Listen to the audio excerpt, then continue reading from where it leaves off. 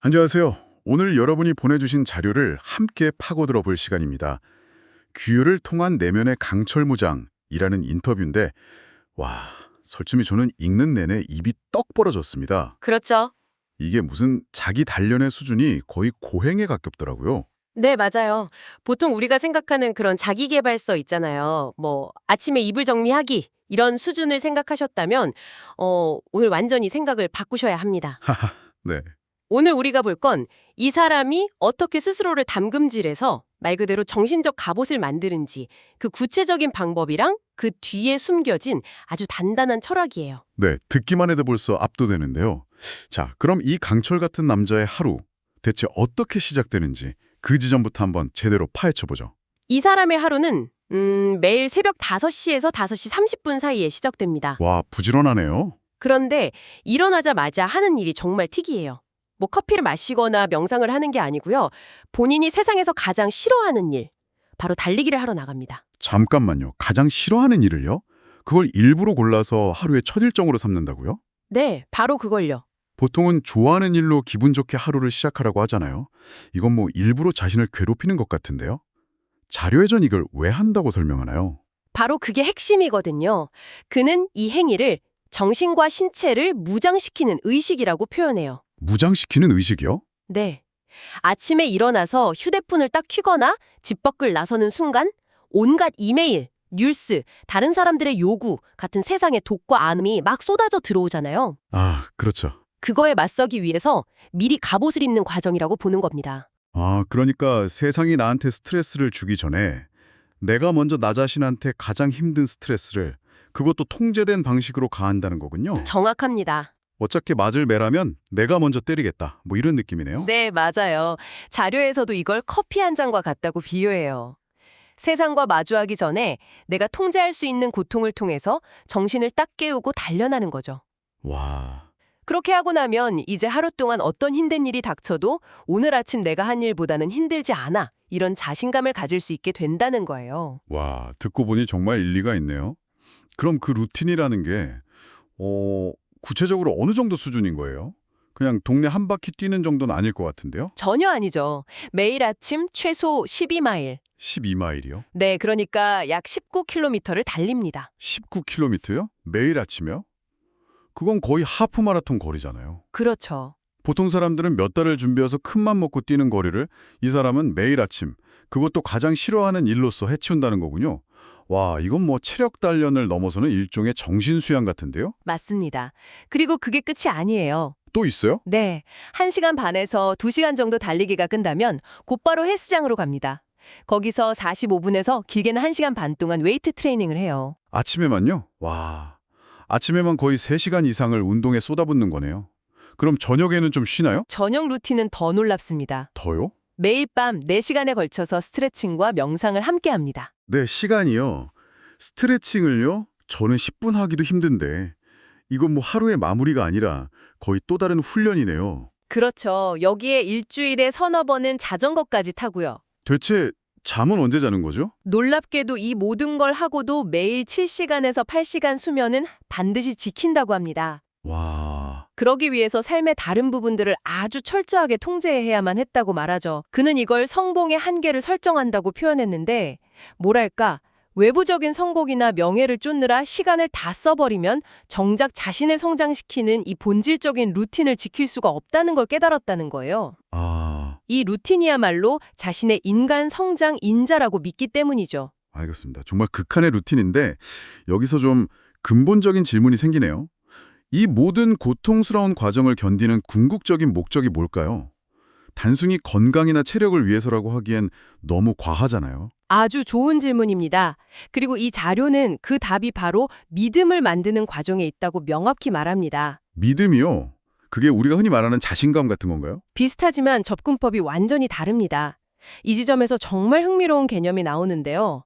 그는 우리가 흔히 하는 거 있잖아요.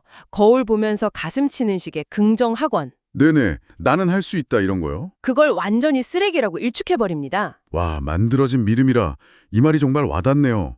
저는 항상 자신감은 그냥 가지려고 노력하는 어떤 마음가짐이라고 생각했는데 그게 아니라 실제로 내가 해낸 일들의 결과물이라는 관점은 완전히 새로운데요. 그렇죠. 이건 스스로를 속이는 게 아니라 스스로에게 증명하는 거군요. 바로 그겁니다.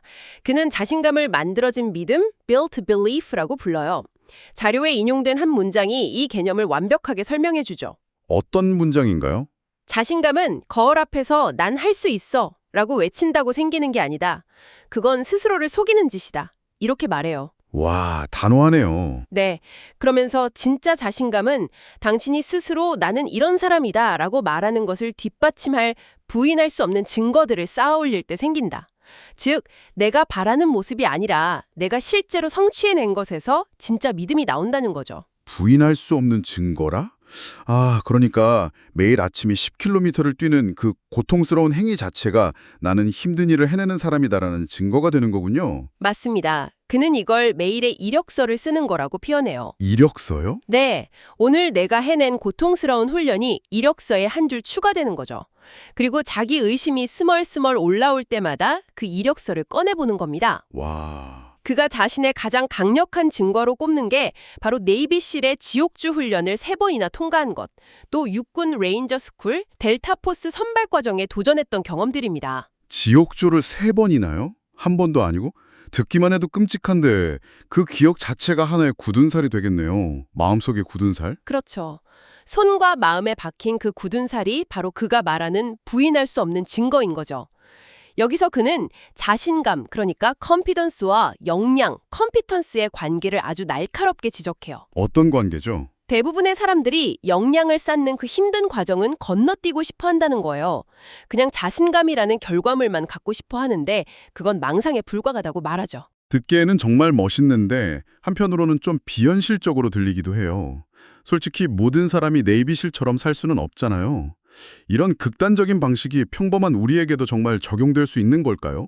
아니면 그냥 동기부여를 위한 하나의 쇼에 가까운 걸까요? 아주 현실적인 질문이에요. 물론 그의 방식을 문자 그대로 따라할 수는 없겠죠. 19km를 매일 뛸 수는 없으니까요. 그렇죠. 하지만 여기서 핵심은 강도가 아니라 원리입니다. 역량이라는 토대 없이 세워진 자신감은 환상이다 라는 그 원리 말이죠. 아, 원리.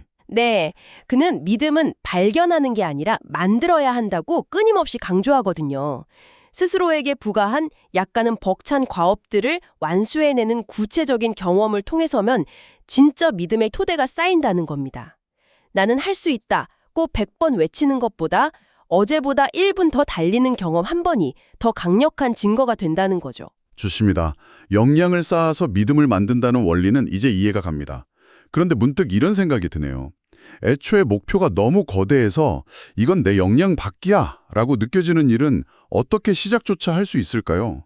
예를 들어 평생 운동 안 하던 사람이 갑자기 네이비실을 꿈꾸는 것처럼요. 마침 자료에서 바로 그 지점, 꿈에 대한 이야기를 다루더라고요. 네, 아주 자연스러운 흐름입니다.